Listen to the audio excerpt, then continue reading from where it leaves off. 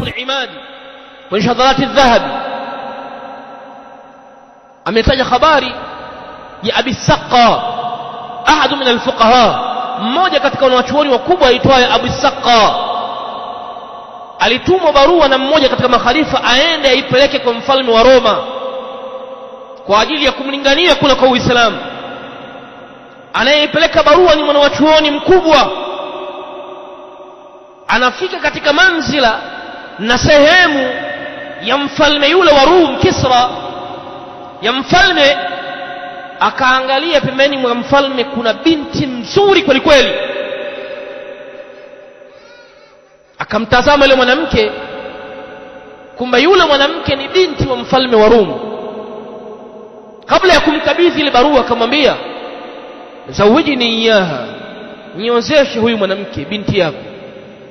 Mfalme akamwambia, anta muslimun wa hiya nasrani, wewe ni muislamu yeye nasrania, fakaifa tatazawajuha, namna gani utamuoa? Faqala al-alim al-faqih ibn Abi Saqqa, akasema huyo alim, ana nasrani atanassar wa atazawajuha, nitakuwa mkristo na nitamuoa. Fahaqqan wa haqiqa al-imam ibn Abi Saqqa fatanassar. Msomeni habari yake mtaona katika wanawachuoni walikuwa manaswara kwa sababu ya wanawake. Akabadili dini, alikaa muda mrefu huko, akaja katika bara la Waarabu akiwa anaumwa, anajipepea hivi, anajitoa nzi wa kujipepea. Jamaa zake wakamwambia, kaifa kana al-amru alayhi, jambo lilikuwaje kwako wewe? Akawahadithia lilivyokuwa, lakini akamwambia mimi ni mnasara, mimi ni mkristo. Qalu lahu, wakamwambia, ma fa'ala al-Qur'an bik,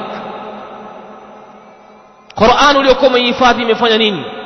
Qala, akasema, nasituhu kulluhu, nimeisahau yote, illa wabaqiya minni ayatan, na imebakia kwangu mimi aya moja inayosema, rubama yawaddu alladhina kafaru law kanu muslimin. Siku ya kiyama wale ambao si waislamu watatamani lau wangalikuwa ni waislamu. Hiyo peke yake.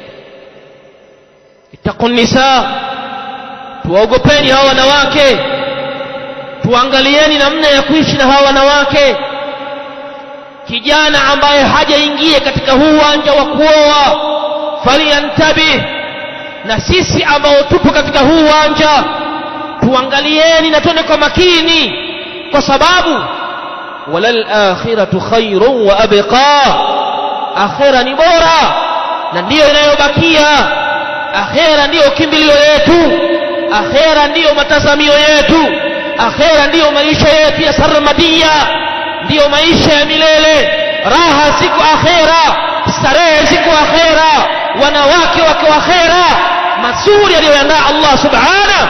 Hapa duniani hakuna mazuri yanayoweza kuishinda akhira ya Allah subhanahu wa ta'ala. Kama ni wanawake, kama ni mali, kama ni starehe, fil janna ziko mbele ya Allah subhanahu wa ta'ala. Fala yaghurrannaka taqallubu dunya, usihadaike na haya mabadiliko ya dunia yakakutoa katika njia sawa, ukaacha kuwa ni ta'i'an li rabbik, ukaacha kuwa ni mwenye kumtii Mola wako. Wa kunta 'ala al-jadda, ukaacha kusimama katika uimara, ukayumbishwa na matamanio ya nafsi yako, ukahadaika.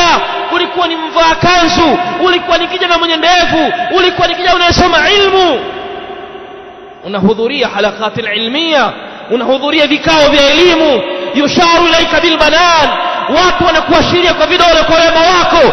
Lakini wanawake hawa wamekutoa kwa sababu tumekuona una kazi yako ni kubadilisha rangi, unatafuta kila rangi wewe ni ya kwako.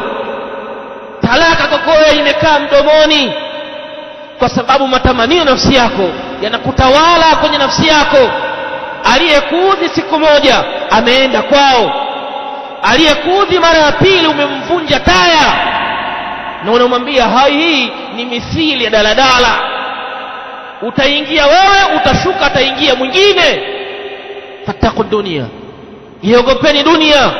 Wattaqun nisa, tuwaogope hawa wanawake, twende kwa wao kwa tahadhari.